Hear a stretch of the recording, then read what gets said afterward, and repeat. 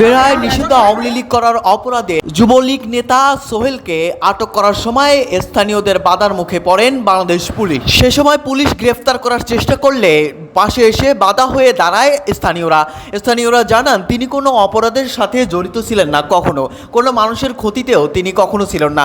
শুধুমাত্র দল করার কারণে তাকে গ্রেফতার করা এটা কখনোই বৈধতা পায় না, তাই তাকে কোনোভাবেই গ্রেফতার করতে দেওয়া যাবে না বলে জানিয়েছেন স্থানীয়রা। আশেপাশে থাকা সাধারণ মানুষের ভিডিও ধারণ করলে দ্রুতই সামাজিক যোগাযোগ মাধ্যমে ছড়িয়ে পড়ে।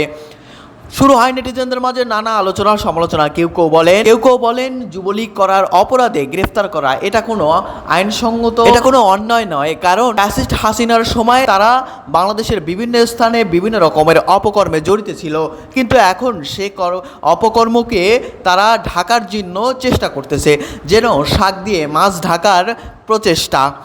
এজন্যই তাকে গ্রেফতার করে এটা কোনো রকমের অবৈধতা দেখছি না।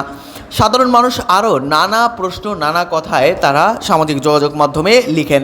কেউ বলেন অবশ্যই নিষিদ্ধ আওয়ামী লীগ করা এটা অবশ্যই একটি অপরাধ, সে অপরাধে তাকে কোনোভাবেই ছাড় দেওয়া চলবে না।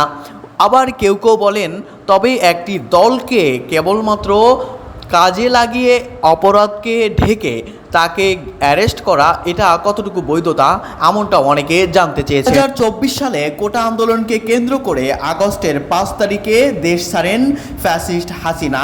তার পরবর্তী সময়ে দেশে নিষিদ্ধ করা হয় বাংলাদেশ আওয়ামী লীগ। তার পরবর্তী সময়ে গ্রেফতারে এমন বাধা যা নেক্কারজনক।